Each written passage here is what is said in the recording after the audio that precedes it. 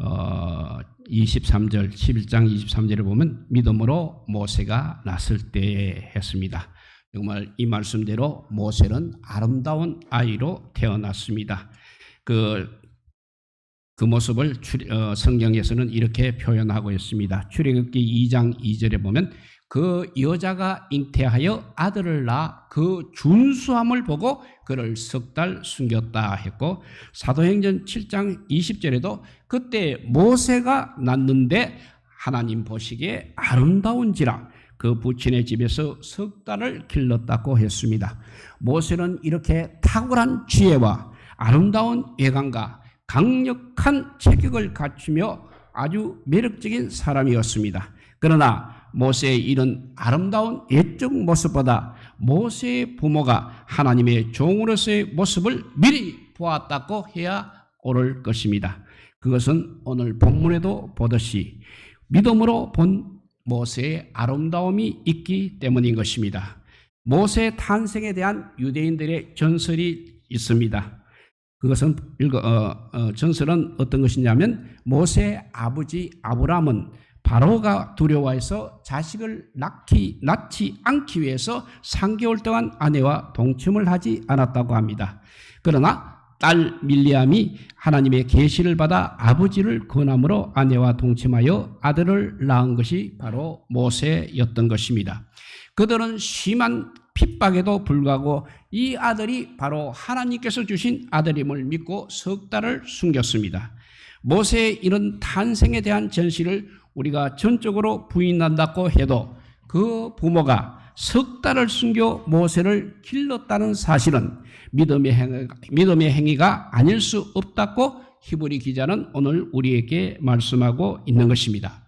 그리고 모세의 탄생에 대한 유대인의 전설은 거의 기정화된 모세의 출생 역사라 할 수 있겠습니다. 사랑하시는 여러분, 여러분의 자식의 아름다움을 어디에서 찾고 계십니까? 다른 아이들보다 더 똑똑하고 아름답고, 그리고 그렇지 못하면 아름답지 못하더라도 하지 마십시오. 하나님의 은혜 안에 아름다운 우리 아이들로 보시기 바랍니다. 그렇게 아이들을 보고 항상 기르시기를 바랍니다. 우리 자식을 향한 절대자의 사랑의 섭리가 있음을 우리 부모가 믿지 못하면 세상에 누가 그런 믿음을 가져 아이를 기를 수가 있겠습니까? 이렇게 모세는 아름다운 아이로 태어났다고 했습니다. 두 번째는 임금을 무서워하지 아니하고 아이를 길렀다고 했습니다. 아이를 기른다는 것은 그 당시 아이를 기른다고 하는 것은 생명을 위협받는 일이며 죽을 수도 있는 일이었습니다. 이렇게 아이를 기른 것은 모든 부모가 그렇듯이 자식을 위해서 죽을 수 있는 부모님의 사랑 때문인 것입니다.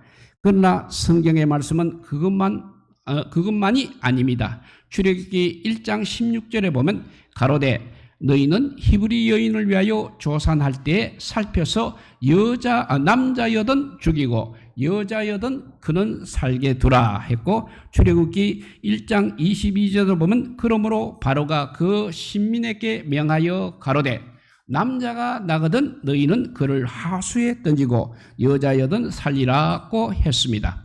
이런 엄한 명령에 자식을 사랑한다는 이유만으로 부모와 자식의 생명을 함께 위험 속에 빠지게 하는 모험을 하기는 너무나 어려운 것입니다. 여기서 믿음으로 했습니다. 그 아이를 위한 목숨을 버릴 수 있는 부모의 신앙을 표현하고 있는 것입니다. 자식이 하나님의 일을 하기 위한 인물이 되기 위해 생명을 바쳐 자식을 보호하고 사랑할 수 있는 부모의 믿음이 바로 모세되는 기초적인 교육이었습니다. 그 사랑은 하나님을 믿는 믿음에 근거한 사랑이라 할 수 있겠습니다. 암므랍과 요게벳은 하나님의 종 모세의 부모이면서 하나님의 종 모세를 하나님의 뜻대로 기르는 대부모의 역할을 매우 잘한 사람들입니다. 우리들도 우리들의 자식들을 사랑하실 때 우리들의 자식으로만 사랑하지 마시기 바랍니다. 하나님의 종으로 하나님의 종을 또 사랑하는 대모 역할을 잘하시기 바랍니다. 그러면 우리의 아이들이 우리들이 기대하는 것보다 훨씬 더 훌륭한 인물로 자라날 수 있을 것입니다. 이렇게 모세는 아름다운 아이로 태어났다고 했습니다. 두 번째는 임금의 명령을 무서워하지 않고 아이를 길렀습니다. 세 번째, 모세의 부모는 믿음으로 생각할 수 없는 모험을 한 사람들입니다. 그들은 모세를 가장 잘 기를 수 있는 방법으로 최고의 지혜를 동원하였습니다. 그래서 자식을, 그 핏덩이 같은 자식을 하나님을 믿고 이제 바로의 공주에게 주기로 했습니다. 호랑이를 잡기 위해서 호랑이 굴에 들어가야 한다는 말이 있지 않습니까? 모세의 경우에 딱 알맞은 말씀인 것입니다. 모세의 부모는 모세를 사랑하기 때문에 자식을 강해 버린 것입니다. 그냥 버린 것이 아니라 하나님을 믿음으로 버린 것입니다. 그것은 버린 것이기라보다 하나님께 바친 것이라는 표현이 옳을 것입니다. 만일 모세의 부모가 이런 방법을 쓰지 않고 모세를 산속으로 깊이 피신시켰다든지, 그럴 수도 없는 상황이지만 다른 인간적인 방법으로 우리 아들, 내 아들, 내가 보호 안 하면 누가 지킬 것인가 하였다면 모세는 아마 틀림없이 중간에 죽었을 것입니다. 아니면 아브라함의 아들로서 일생을 마쳤을 것입니다. 부모는 자식을 위해서도 위해 생명도 버릴 수 있는 사람들입니다. 모세의 부모들이 그래 했다는 것입니다. 이것은 자식을 위한 부모의 사랑이고 자식을 위한 헌신인 것입니다. 그러나 우리가 자식을 위하여 헌신하고 사랑하되 어떻게 사랑하는가 하는 것이 더 중요한 것입니다. 어떤 사람은 자식을 위한다는 것이 바로 자식을 오히려 바보로 만드는 사람들도 있습니다. 어떤 사람은 자식을 위한다 하면서 극도의 이기주의자로 만들어서 사회에 적응할 수 없는 사람으로 만드는 경우도 없지 않아 있는 것입니다. 또 자식을 사랑한다면서 오히려 무능력자, 정신적 자폐적 환자로 만들어버리는 경우도 있는 것입니다. 우리들은 자식을 죽으리만큼 사랑하면서 어떤 교육을 하고 어떤 헌신을 하고 있습니까? 지나친 가보, 지나친 간섭, 지나친 인정들이 오히려 자식들을 기형화시키고 있습니다. 모세의 부모는 자식을 위해서 이렇게 모험을 하였습니다. 그것은 바로 하나님께 맡겼다는 것입니다. 그리고 자신을 적지에 넣었습니다. 그것도 바로 하나님을 믿고 그렇게 한 것입니다. 자식을 위한 부모님의 사랑은 하나님께 그 자식을 맡기는 것, 이것이 자식을 위한 부모의 최대한 사랑인 것입니다.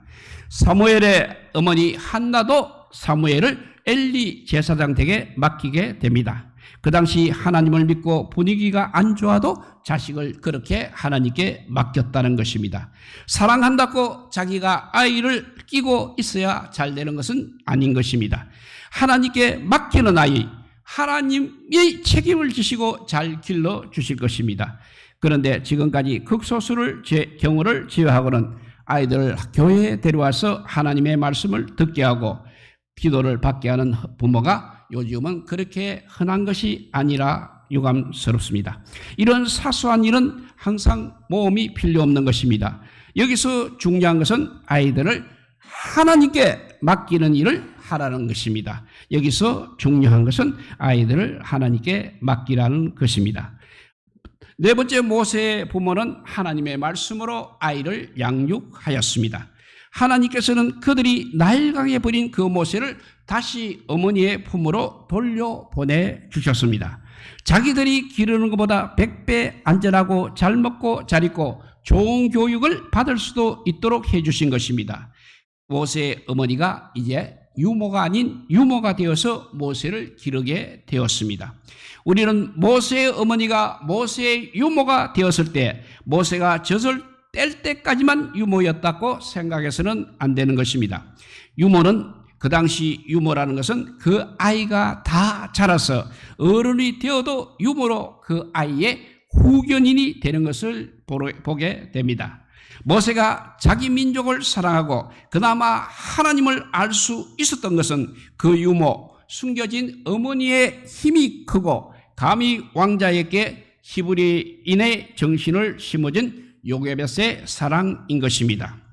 다른 사람도 아닌 애굽의 왕자에게 유대인 여자 유모가 왕자의 몸속에 유대인의 피가 흐른다는 것을 알리고 그 민족을 사랑할 수 있게 한다는 것은 얼마나 어려운 일이겠는가를 한번 생각해 보시기 바랍니다. 만일 이런 사실이 왕가에 알려진다면 어떤 일이 있을지 뻔한 일이 아니겠습니까? 생명을 건 조심스러운 교육이 아닐 수 없는 것입니다. 한 사람의 설만한 인물이 생긴다는 것은 이러한 굉장한 생명의 투자가 있어야 하는 것입니다. 다른 사람보다 100배를 더 생각할 줄 알고 자식을 사랑하는 부모에게서 다른 사람보다 100배 뛰어난 인물이 탄생되는 것입니다.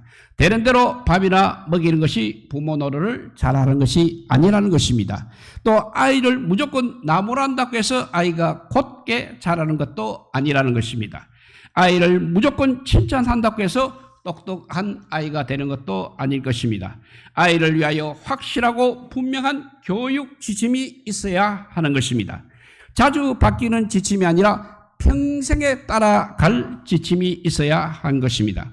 그것은 바로 하나님의 종으로 세상을 살아야 한다는 것 이상의 교훈은 우리에게 있을 수 없는 것입니다. 아이를 위한 확실한 부모의 신념이 있어야 하는 것입니다. 부모가 인생을 사는 일에 갈팡질팡하게 되면 아이 역시 그 모양이 되는 것입니다. 또 하나님을 위한 확고한 믿음을 가지고 살아야 할 아이들도 하나님을 위해 사는 인물이 될 수 있는 것입니다. 술을 많이 마시는 주전뱅이 아들은 술 먹는 아버지를 비판하고 싫어하면서도 자기도 결국은 술꾼이 된다는 것을 알아야 하는 것입니다. 돈을 좋아하는 아버지에게 수저녀 아들이 탄생하는 것입니다. 음란한 사람의 자식이 음란한 짓을 하게 되는 것입니다. 도둑질하고 사기하는 부모에게서 그런 자식이 태어나는 것입니다. 그러나 확고한 믿음을 가진 경건한 부모에게서 그런 믿음의 사람이 생기는 것입니다. 그야말로 콩 나는데 콩잎에서 콩 나고 팥 심은 데서 팥이 나는 것입니다. 공부만 잘한다고 잘난 자식이 아닐 것입니다. 재능만 뛰어난다고 반드시 좋은 사람이 아닐 것입니다. 인격과 믿음과 이상과 꿈, 사랑, 감사할 줄 아는 마음, 열심, 선함, 지혜와 능력, 건강, 사회성, 신령한 생활, 그야말로 부모가 아니면 할 수 없고 현명한 부모가 아니면 더더욱 할 수 없는 생명의 희생과 노력이 있어야 할 한 사람, 그야말로 설만한 인물이 그때 나타나는 것입니다. 자식을 위한 지혜와 상상을 초월한 현명한 판단, 어떤 자식도 거역할 수 없는 위험 있는 부모가 되어서 자식을 잘 기를 수 있기를 바랍니다. 그렇게 하려면 진실한 삶, 성령의 능력, 경건, 사랑의 생활이 반드시 필요합니다. 이제 말씀드렸습니다. 하나님께서 믿는 사람에게 주신 자식은 장사의 수중에 있는 화살과 같다고 말씀하셨습니다. 자식을 위해 부모가 얼마나 힘을 쓰는가, 어떻게 힘을 쓰는가, 어떤 방향을 잡는가에 따라서 자식의 평생이 좌우될 수 있다는 귀한 말씀인 것입니다. 허공에 자식을 맡기지 마시기 바랍니다. 움직이는 표적은 표적일 수가 없는 것입니다. 우리 모두 믿음의 사람으로 키우기 위해서 하나님께 맡기는 귀한 교육 지침을 가지고 하나님 앞에 나와 예배하는 가정인들이 그리고 부모와 자녀들이 다 되셔서 하나님께서 주시는 그 무한한 은총 받으시기를 주님의 이름으로 축복드립니다. 기도하겠습니다. 사랑의 하나님 감사합니다. 오늘 어린이 주일을 맞이해서 우리 교회도 어린이들을 많이 주심을 감사합니다. 앞으로 더 많은 모세와 같은 인물들이 우리 가정에 나타나게 하여 주시고 우리 교회에도 그런 아버지요 인물이 모세와 같은 인물이 교회를 이끌어가게 하여 주시고 더욱더 우리 나라도 모세와 같은 인물이 우주족처럼 아버지요 일어서게 하여 주시옵소서. 그래서 하나님의 말씀대로 나라가 다스려지고 하나님의 말씀대로 교회가 예배를 드리게 되고 하나님의 말씀대로 가정이 아버지요 풍성한 복을 받게 하여 주시옵소서. 그래서 아버지요 마지막 때 정말 하나님 이 나라 이 땅에 하나님 모세와 같은 인물들이 하나님을 경축하는 그런 아버지와 아름다운 모습을 우리에게 허락하여 주시기를 간절히 빌고 원하오며 우리 구주 예수 그리스도 이름으로 기도드리옵나이다. 아멘. 예, 우리 찬송가